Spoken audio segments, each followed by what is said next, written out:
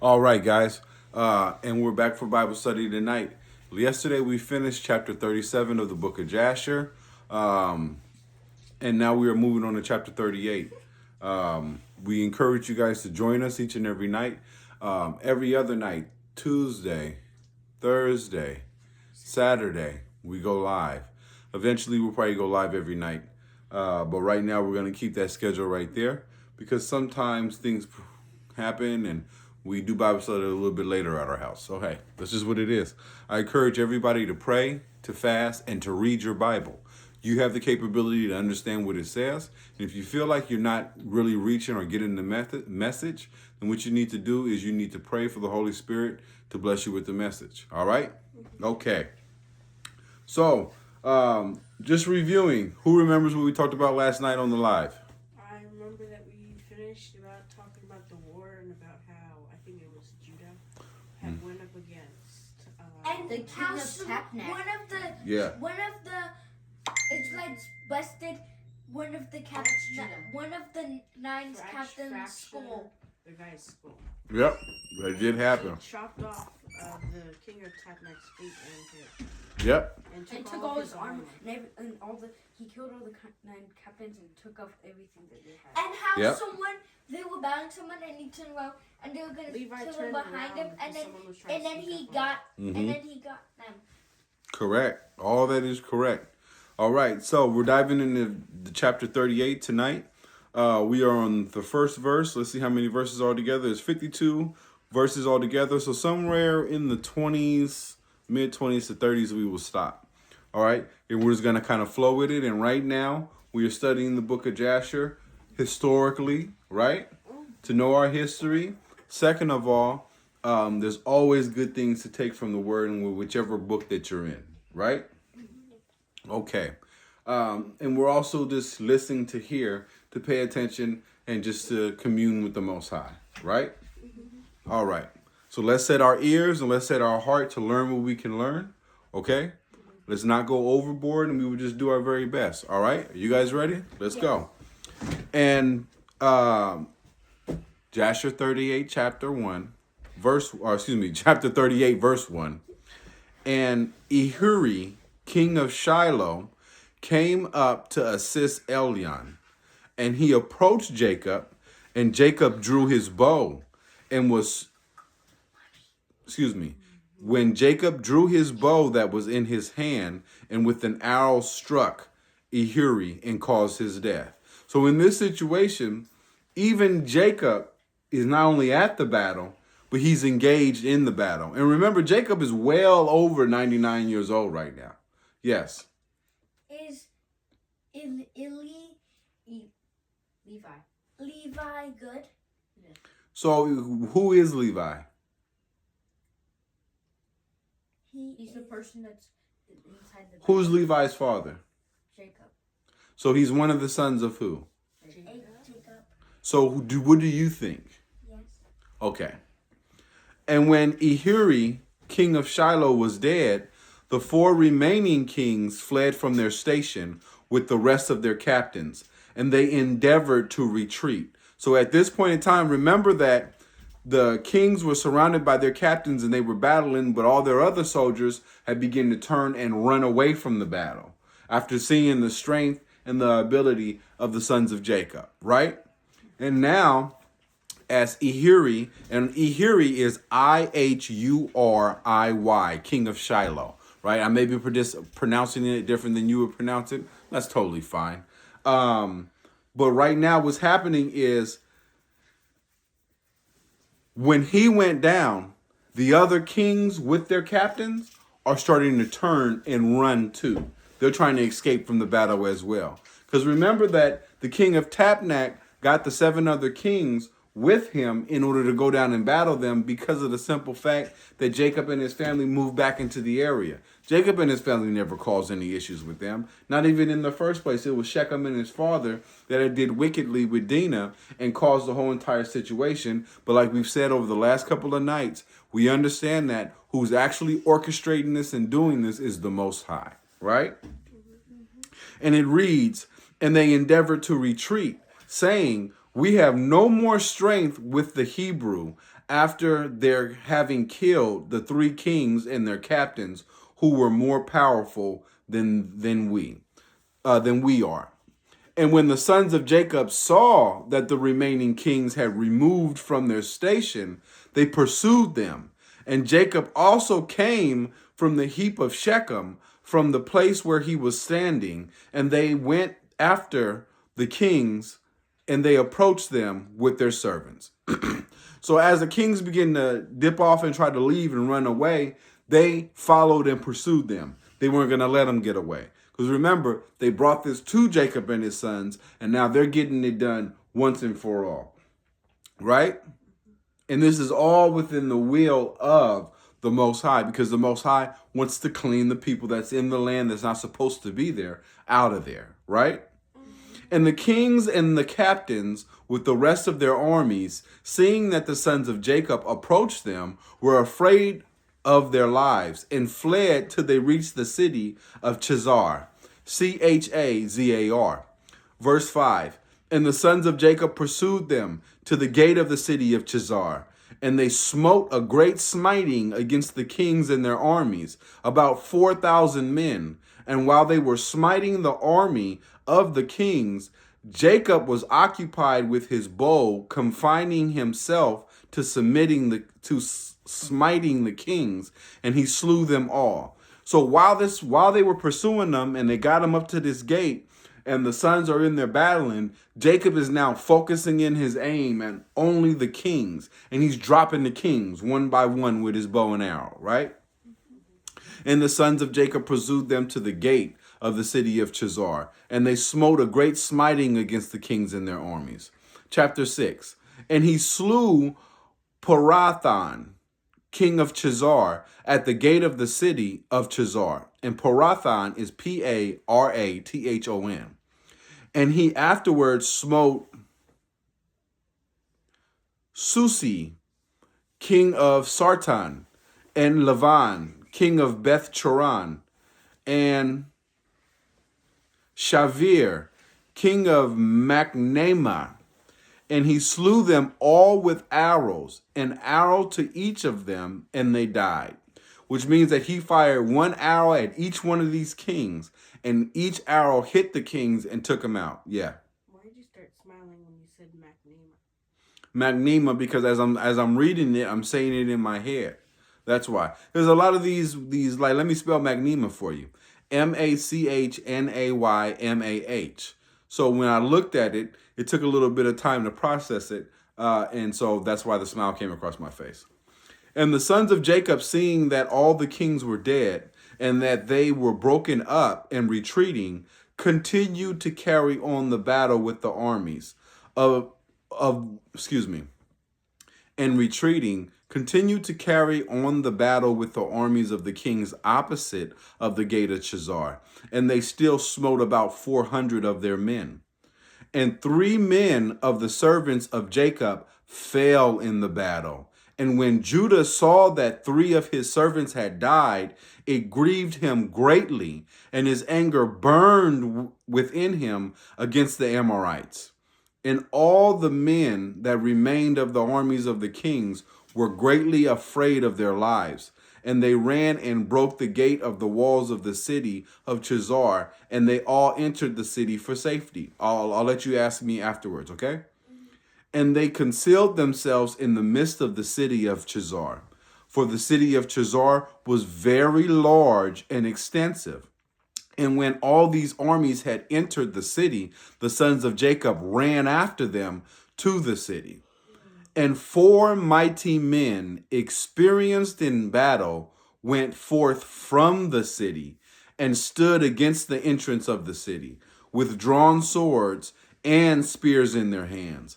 And they placed themselves opposite the sons of Jacob and would not suffer them to enter into the city. So now what's happened is that as the kings have fallen, the soldiers are still going on in the battle, right? And while the soldiers are still going on in the battle, they get dropped left and right. So they run and they enter the gates of the city. After they enter the gates of the city, 4 of their top go and stand at the gate of the city, and it's like they're blocking the sons of Jacob from making it through the gate into the city, from finishing wiping out the people. Yes, son. What does I mean? What do you mean, I? Like all the other nations with the ites at the end? Oh, like Amorites, Hittites? Excellent question. That's something that we will check out. What is the suffix "ite"? What does it mean? It's a good question.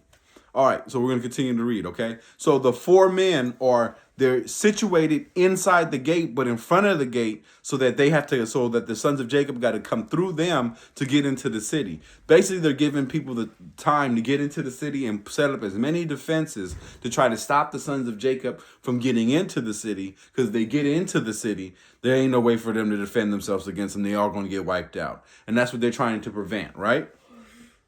And Naphtali ran and came between them with his sword and smote 2 of them and cut off their heads at one stroke. Man. And he turned to the other 2, and behold, they had fled. And he pursued them, overtook them, smote them, and slew them. And the sons of Jacob came to the city and saw, and behold, there was another wall to the city, and they sought for the gate of the wall and could not find it. So they made it through the first gate, right? And now they're looking at a wall. So the back in those days, a lot of times their gates will go in circles. We don't know if it was a rectangle, a triangle, or a circle. But from what it sounds like, it would seem like it was a circle. Now, if it's a rectangle, it's not the end of the world. No, I'm not creating stories or whatnot. I'm saying that when you think about it and you go through the first gate and then the next gate is there, and since they're going to be circling around the city, we're going to see that in a minute, it would seem to make sense that when they came through the first gate, they had to go either to the left or to the right, like you know how you have those little, I guess you would call them a maze, but you hold it in your hand, it has a little metal ball on the inside, and you got to move it to get it to go around all those circles. You know what I'm talking about? Yeah. So think about it like that. That's how it was to try to get into the inner part of the city. They had several walls set up in defense. So they make it through the first gate, right? And behold, there was another wall to the city. And they sought for the gate of the wall and could not find it, meaning that they were going around, but they couldn't find where the gate was in order to break through the next gate in order to get in, right? Mm-hmm.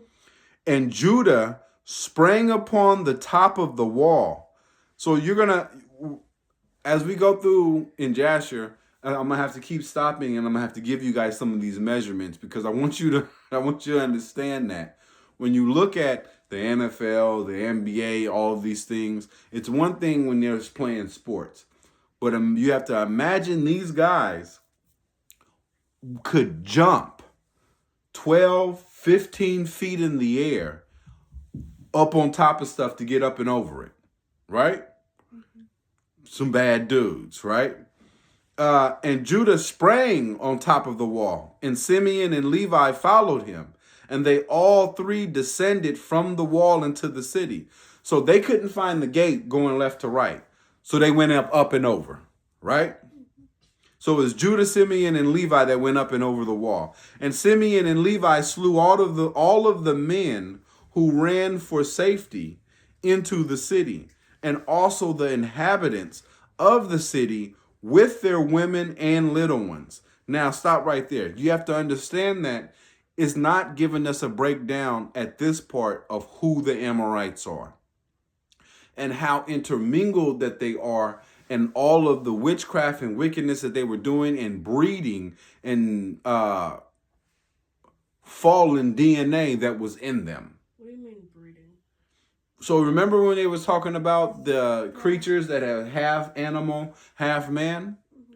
That's what I mean with breeding. They were a part of a lot of deep, dark magic and different things like that, where they were basically interceding with demons, and they were doing a lot of wicked things. Whenever the Most High would wipe out the men, women, and children, it's because their DNA had to be stopped from spreading. You understand? I don't care if people don't agree with that. I don't care if people say, oh, well, that's why the book is not in the Bible. I don't care what you're talking about. Because it's going to be like the days of Noah when Christ comes. So you're going to get a taste of it yourself.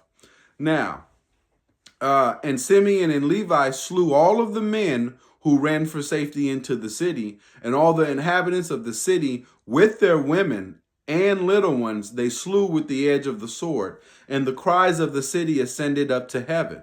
Now, normally we see when the cries of someone go up to heaven, what happens? The Lord saves them. The Most High steps in and says, that's enough. Now I got to do something. But it's the opposite that's going on right now, because this is ordained by the Most High to happen. You understand? Mm-hmm. Verse 16. And Dan and Naphtali sprang upon the wall to see what caused the noise of lamentation. So they hear the people crying out. What's lamentation? Crying out, screaming for help, but not like regular screaming for help. Like you've never seen somebody be attacked and be mauled. The way that they're that fearful death scream of when they're screaming for mercy and for help. Okay? I don't know. Okay? And so it was so loud and it was so crucial the way that they were screaming that two of the other brothers came up over the gate. And it was Dan and Naphtali. For the sons of Jacob felt anxious about their brothers. So they couldn't tell, man, is this Simeon and them? Is this Judah? Is this Levi that's screaming out? So Dan and Naphtali come up over the gate. You understand? And they heard the inhabitants of the city speaking with weeping and supplications, saying, take all that we possess in the city and go away. Only do not put us to death. So the people had got to the point to where Judah and Simeon and Levi are going bad. When I say everything that moved gets dropped, everything. You understand? If you were in that city and you wasn't one of the brothers, you was getting wiped out. It was so bad that the people were saying, here, man, we give up. Take whatever you want. Just take it all. Take everything we have. But just don't kill us. And let's see the response. And when Judah, Simeon, and Levi had ceased smiting the inhabitants of the city, they ascended the wall and called to Dan and Naphtali, who were upon the wall, and to the rest of their brothers. So when the people start calling out and begging for mercy, Judah, Simeon, and Levi was like, they slowed down and they stopped. And they was looking like, all right. And they looked up at their brothers, right? They hadn't come up over the wall, but they were up sitting on top of the wall, looking down, watching, right? They probably didn't want to jump in there just in case one of their brothers thought that they was one of the Amorites. Okay? And Simeon and Levi informed them of the entrance to the city, and all the sons of Jacob came to fetch the spoil. So now, because Simeon, Levi, and Judah are in the city, Simeon and Levi have spotted the gate. No questions until after. Simeon and Levi have spotted the gate, right? And because they have spotted the gate, or the entrance into the inner walls, they have now told Dan and Naphtali, look, man, this is where the gate is. Go get the rest of our brothers. Come on, man. We're getting ready to take everything. Right? And the sons of Jacob took the spoil of the city of Chazar, the flocks and herds, and the property. And they took all that could be captured and went away that day from the city. Now, I'm just going to interject this. We don't get a breakdown of how it was exactly when our people left Egypt, right? Mm-hmm. But we know that they spoiled Egypt when they left, right? Mm-hmm. But we get an accurate breakdown of how the Most High spoiled the Canaanites when they was in the land of Canaan when they weren't supposed to be there, right? Mm-hmm. So remember, my generation is a generation that was alive when the 400 years was at completion. We were woken up. We were told who we are as a people. And now we are coming into remembrance, right? If my generation is not also part of the generation that leaves and gets regathered, then either your generation or your children's children, somewhere down the line, their generation will be a part of the generation that leaves. I say that to say this, okay? Christ told us to love our enemies, right? And he told us, do not draw our swords, lest we should surely die, when he was here. But when it was time for him to go and be crucified, he told them, now it's time for you to go get a sword. Matter of fact, get two. There may come a time where you have to battle and fight your way up out of here. And if that's the case, you got to be ready. But the most important thing is you have to be in what? Right relationship. Right relationship with the Most High. Because you got to remember that these brothers are not doing this on their own. Right? We're on 38. If you go back to Jasher 36 and read the prayer that Jacob prayed over his sons to the Most High, and how the Most High immediately answered. Right? Therefore, if you get into the times where, because right now around the world, Christians are being hunted down and slaughtered. Why? You understand? Because the devil's time is almost up. His season is getting short. It's time for the man of perdition to come on the scene. It's time for the mark of the beast to get ready to be given out. And it's time for the people of the Most High to be hunted down. And when that happens, he's also going to regather his people, pull them out of the nations, and hide them, and get ready to bring them in to meet him into the land. Because when they go back into the land, half of them get wiped out. And when that happens, that's when he steps on the scene like no more. Right? Read in the Bible. I don't care if you don't listen to me. It has nothing to do with me. I'm just here to speak and tell you what was happening, what's going on. It's totally up to you if you want to believe or listen to it. But you will always hear me tell you, go read it for yourself. Don't be lazy. Go read it for yourself. Okay, so now we're at 19, right? We're going to stop somewhere mid-20. We're almost there. And on the next day, the sons of Jacob went to Sartan. For they heard that the men of Sartan who had remained in the city were assembling to fight them for having slain their king. So remember, they're at, what's the name of this place? I'm on 19. The city of Shazar right now, right? And the people begged them to stop and have mercy because they was just going ham on them, right? And they stripped the whole city of everything just like they did Shechem. But they don't then turn around and go home. The brothers get together and say, hey, man, do you remember that king that we took out? Yeah, it's some dudes in his city getting ready to come against us and go to war. We going to them. So they leave the city of Shazar, turn and go straight to the city of Sartan. And Sartan was a very high and fortified city. Sartan is Sarton. And it had a deep rampart surrounding the city. All right. We're on verse 20. I'm going to show you a picture of a rampart really quick. You know, one of these days we're going to be super dope and we'll be able to just boom, flash it up on the screen and you'll be able to see a rampart. But I suggest that you Google what a rampart is. Is it like Rampart? Rampart. Yes, it is. So a rampart diagram. So it's like a huge ditch. Okay?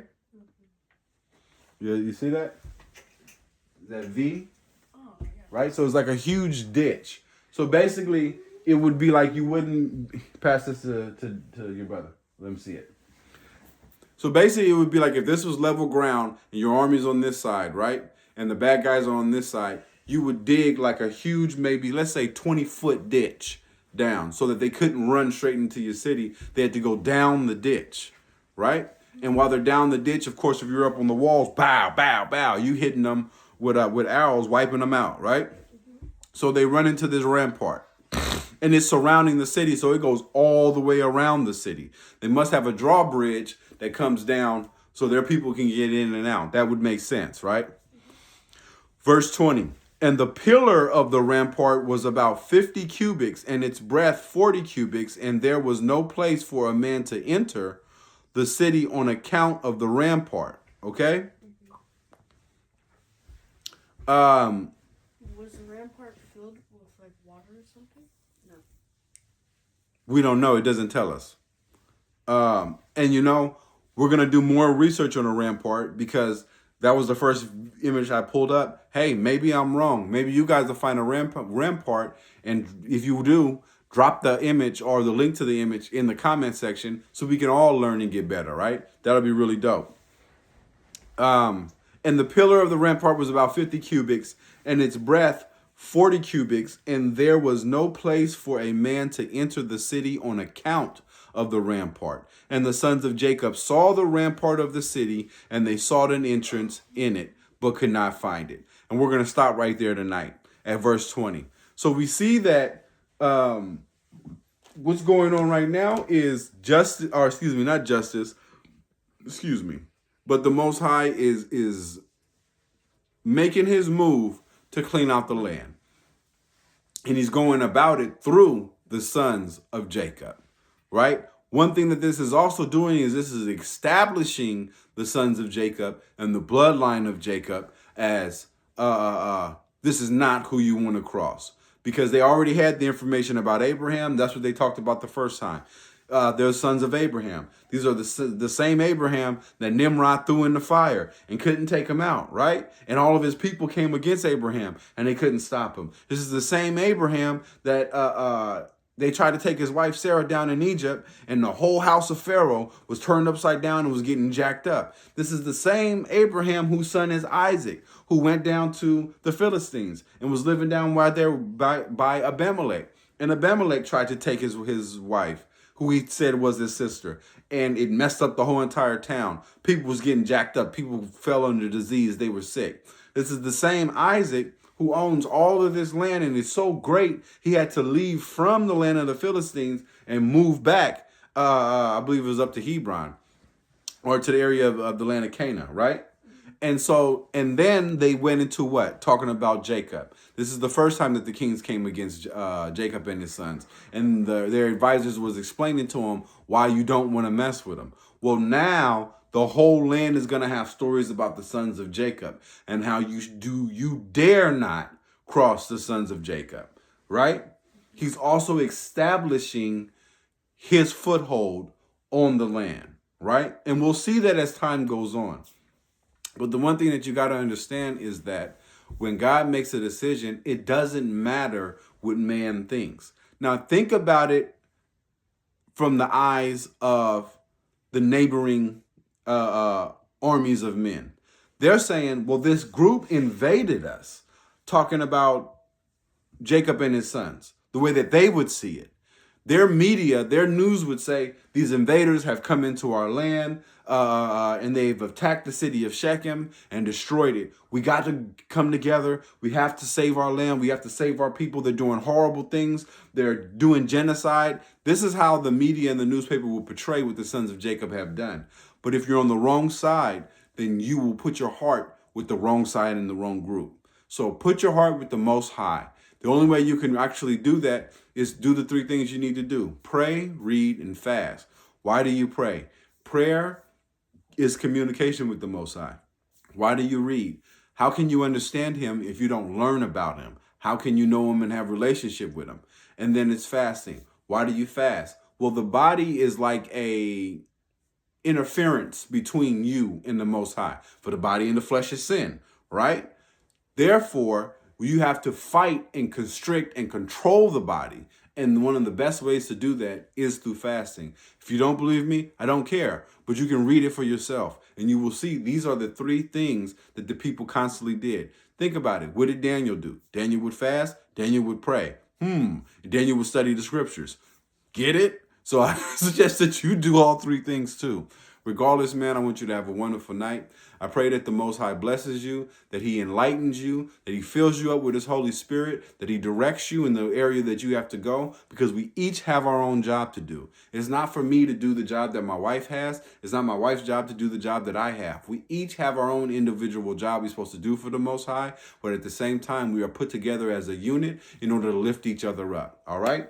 God bless you guys. You guys have a great night.